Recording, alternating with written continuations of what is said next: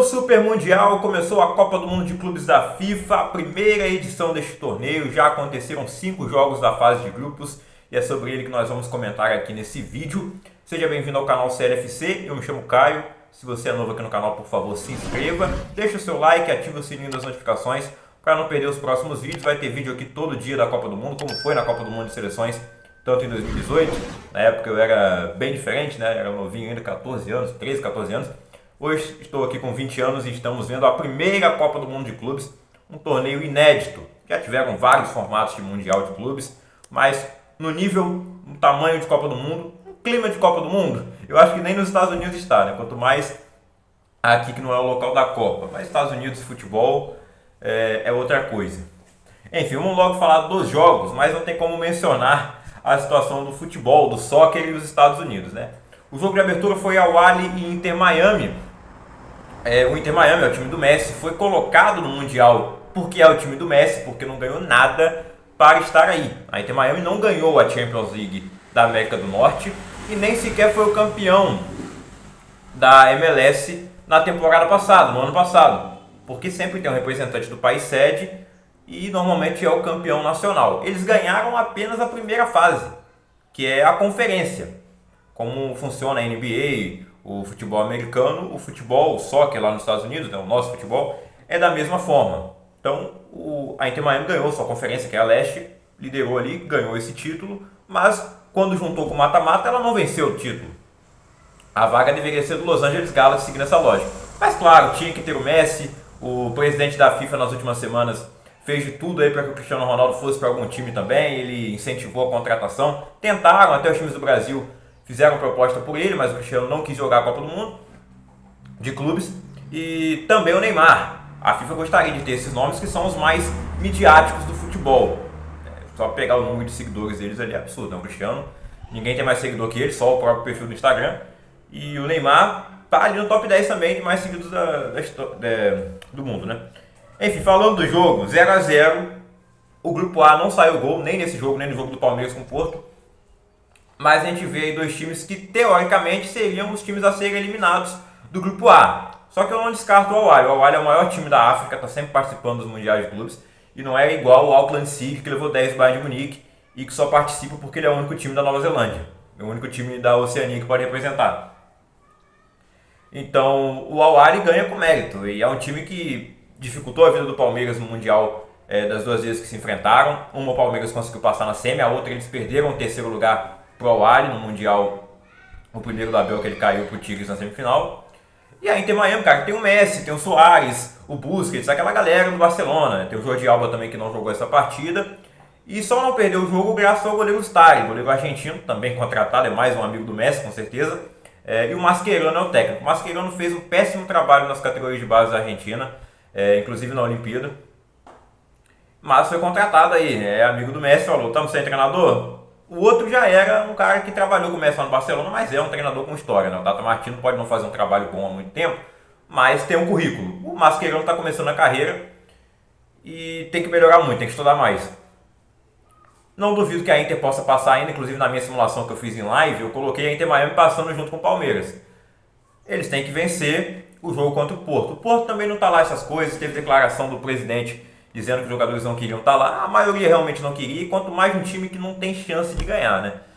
Os times brasileiros, a chance é pequena, o título deve ficar ali entre PSG, Real Madrid, esses times são os mais fortes, Manchester City, que vai vir com muita vontade por não ter vencido nada na temporada, assim como o próprio Real Madrid, o PSG para coroar uma temporada gigantesca, né? Ganhou tudo que tinha para ganhar na Europa, a Champions League pela primeira vez e pode ganhar esse título agora. Agora o Real Madrid não ganhou nada na temporada, o Manchester City também não, e são times mais fortes, lógico.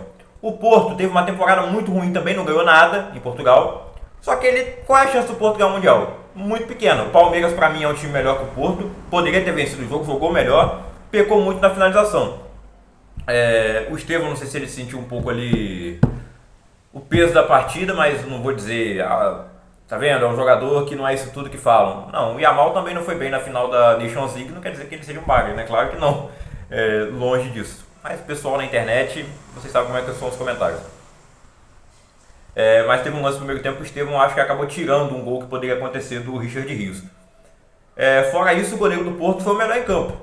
evitou os gols que o Palmeiras poderia ter feito, pelo menos um gol e ter saído com a vitória. E passar em primeiro lugar do grupo é importante para o Palmeiras, já que ele deu a sorte de cair num grupo mais acessível, né, com o europeu mais acessível que é o Porto. Ele ficar em primeiro lugar é importante para fugir do PSG na próxima fase. O PSG deve, com certeza, ficar em primeiro lugar do grupo B. Já fez 4-0 no Atlético de Madrid, que é o grande time adversário desse grupo. O Botafogo está lá também. E acho que esse resultado pode até dar uma esperança a mais para o Botafogo vencer o seu jogo, embora tenha tido uma certa dificuldade. Já vamos falar mais sobre o Botafogo. Mas primeiro sobre o 4-0 do PSG, eu não esperava essa facilidade toda. Na final da Champions também eles fizeram 5-0 na Inter, que era a melhor defesa da Europa. O Atlético de Madrid e o Simeone são conhecidos por fazer uma grande defesa, por ter uma defesa sólida e um time muito brigador. Nesse caso não brigou tanto.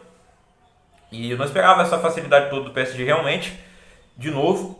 Mas eles mostraram que eles estão na Copa do Mundo para ganhar. Eles não estão lá de ressaca do título da Champions e não estão dando importância. Eles querem ganhar esse título também para coroar realmente uma temporada, um ano inesquecível para o PSG, que ganhou tudo que tinha para ganhar na Europa, pela primeira vez venceu a Champions League e pode vencer pela primeira vez a Copa do Mundo e ser o primeiro campeão da história desse torneio, mostrando que foi um ano incontestável, onde o PSG é o melhor time do mundo hoje e é o grande favorito. O Atlético de Madrid, que eu coloquei na minha simulação chegando à final, porque o chaveamento foi rolando e deu Atlético e Palmeiras nas oitavas. O Atlético seria favorito, mas nesse momento, se o Palmeiras conseguisse botar uma bola na casinha mais de uma, que teve chance ontem, a gente poderia estar falando outra coisa agora. O Atlético continuaria sendo favorito, até seguindo a lógica do Simeone, que reclamou depois do jogo, falando que é um jogo muito injusto porque o PSG investe muito mais que o Atlético de Madrid. Então o Atlético tem que passar o carro no Seattle Sounders e no Botafogo. Se não fizer isso, é culpa do Simeone, né? Tem a obrigação de ganhar. Se o PSG tinha a obrigação de fazer isso com o Atlético, é muito disparelho, discrepante. Enfim, os gols do PSG foram marcados por Fabian Ruiz, Vitinha, Mayulu e o coreano Lee.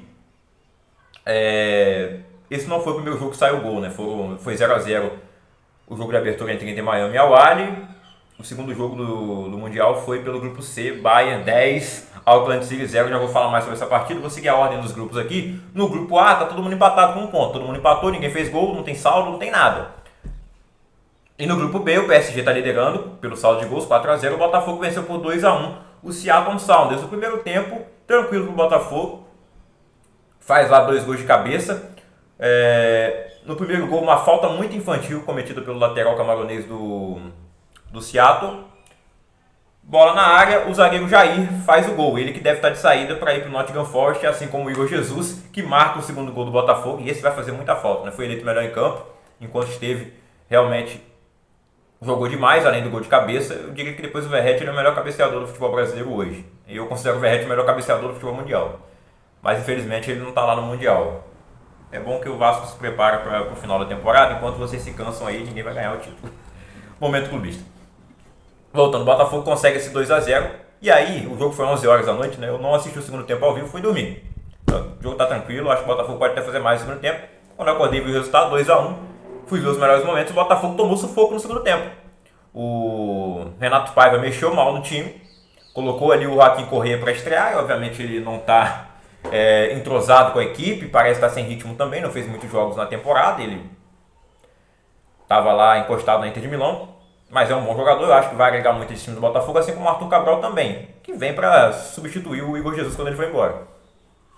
Então o Botafogo sofreu no segundo tempo, mas graças ao John, que até reivindicou o prêmio de melhor em campo ao Igor Jesus, mas o Igor Jesus disse que a FIFA não erra, e realmente eu acho que o Igor Jesus, enquanto esteve em campo, foi o melhor. Apesar do John ter salvado o time, para mim ele acabou falhando no gol. Então eu acho que foi justo o Igor Jesus ter vencido o prêmio de melhor em campo. Bom, e o Seattle realmente deu uma pressão absurda no Botafogo no segundo tempo, né? Finalizações, 23-12 no total. Mas o que interessa é a vitória, é ajustar o que tiver para ajustar para o próximo jogo, que é contra o PSG. Então eu acho que o Botafogo tem que tentar não perder de muito, porque o Atlético de Madrid já levou um saldo ali negativo de 4-0. Não fez nenhum gol e levou 4. Então o Botafogo tem que tentar perder pelo mínimo de gols possível. Numa sorte, vai que empata. Vai que o PSG resolve poupar o time inteiro e o Botafogo arranca o empate. Aí, se ganhar o jogo é para comemorar como se fosse um título já. Porque é muito difícil ser campeão. e ganhar do PSG também. Se você quiser ser campeão, hora ou outra vai ter que passar por um time desse tamanho, lógico. O Botafogo já tem esse desafio logo de cara.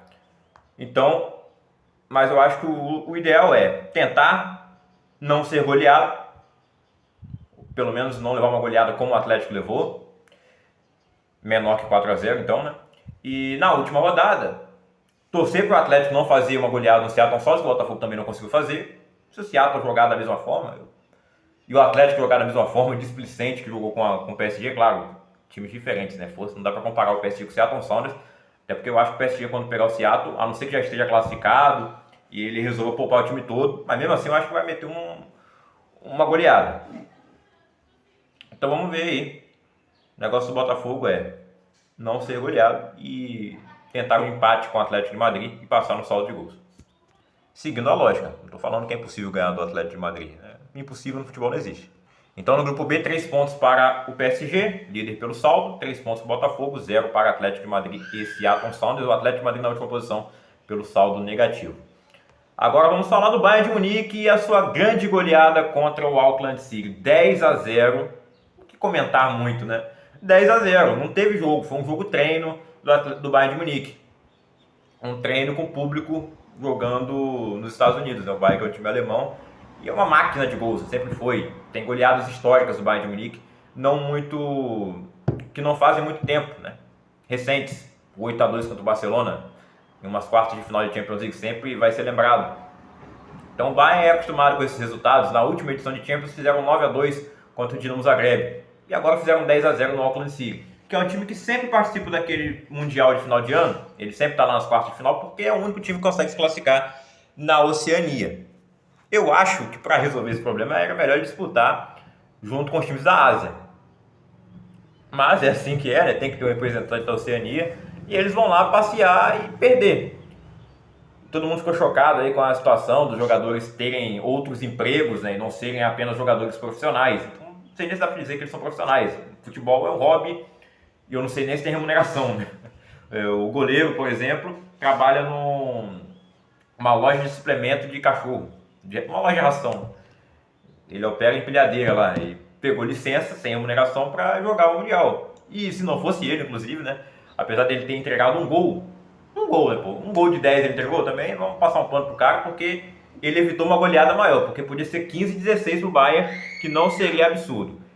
E o que muita gente ficou chateada foi que o Harry Kane não marcou gol, né? Muita gente apostando no gol do Kane, 10 gols do Bayern e nenhum do seu artilheiro. Os gols do Bayern de Munique foram do Kingsley Coman, ele marcou o primeiro gol dessa Copa, aos 6 minutos de jogo, assistência do Jonathan Tah, estreante, ex-zagueiro do Leverkusen.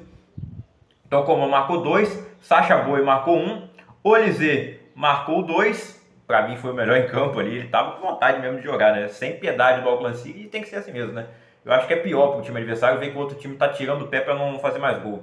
Eles têm que mostrar que tá jogando de verdade, como foi a Alemanha quando veio jogar contra o Brasil, apesar de que eles tiraram-se um pé no segundo tempo, e aquele jogo não era uma discrepância técnica, que o time do Brasil era horroroso e da Alemanha era uma super máquina. Tanto que a Alemanha sofreu em vários jogos ao longo da Copa, só goleou o Brasil e Portugal. E foram derrotas muito emocionais, né? Principalmente a do Brasil. O Thomas Müller marcou 2 gols também, marcou 2 do 7-1, marcou 2 do 10-0. Ele tem que sempre em goleadas, o Müller vai deixar o dele mais de uma vez, né? Contra o Barcelona, eu acho que ele fez 2 também. E ele que vai se despedir do Bayern, talvez ele possa se despedir com esse título. Seria legal aí para a carreira do Thomas Müller, né? Que é um jogador, de certa forma, até subestimado, na minha opinião. E o Musiala marcou 3, sendo um deles de pênalti. Então não teve gol do Harry Kane. Poderia ter sido muito mais de 10-0. Foram 31 finalizações do Bayern, 17 na direção do gol. Então 7 defesas importantes do goleiro do Auckland City. E o Auckland City finalizou apenas uma vez. Eles conseguiram chegar uma vez ainda, porque desde o começo, né, era aquela linha baixa, todo mundo atrás. Mesmo assim, sem noção nenhuma do que tem que fazer, né? Vamos tentar defender, mas eu não sei como é que defende também.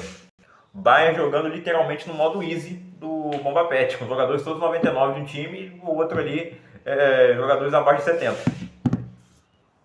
Por enquanto, esse foi o único jogo do grupo C. Nessa segunda-feira tem mais. Às 4 horas, pelo grupo D, o Chelsea enfrenta o Los Angeles Galaxy. Los Angeles Galaxy não, né? Esse deveria estar lá também, mas não tá. O Los Angeles FC, que é o time do Giroud, ex-jogador do Chelsea. Será que vai ter lei do ex? Não sei, o Chelsea é favorito, lógico, né? Esse grupo também é o grupo do Flamengo. O Flamengo só joga às 10 da noite contra o Esperance da Tunísia. O Boca Juniors enfrenta o Benfica às 7 horas. Esse jogo é válido pelo grupo do Bayern de Munique, grupo C. Na próxima rodada tem Bayern e Boca, e eu prevejo mais uma goleada do Boca Juniors, do Bayern de Munique, que o Boca Juniors vai levar também. Eu acho que não vai ser 10-0, mas 7, 8 não é impossível não. Mas vamos ver como é que o Boca vai sair contra o Benfica, que é favorito. O Boca é, de fato, assim, facilmente o pior time sul-americano desse Mundial. Então é isso. Amanhã, terça-feira, eu volto para comentar essas 3 partidas. Não dá para voltar no mesmo dia, porque os jogos finais são muito tarde, né? Do Botafogo foi 11 horas, do Flamengo vai ser 10. Então eu volto amanhã, na terça-feira, para comentar os jogos da segunda. Hoje eu comentei de sábado e domingo, né? Porque sábado foi um jogo só 0-0. Não compensou fazer um vídeo só daquele jogo. Poderia ter feito, né? Poderia ter feito, mas não fiz. O vídeo do Brasileirão atrasou também, então não ia dar certo. Mais uma vez, reforçando o pedido, se inscreva no canal, deixa o like, ativa o sininho das notificações e eu vou ver se eu arrumo uma posição melhor em relação ao sol. Tem hora que está escurecendo, né? Estão vendo só a sombra aqui. É isso, até o próximo vídeo, valeu!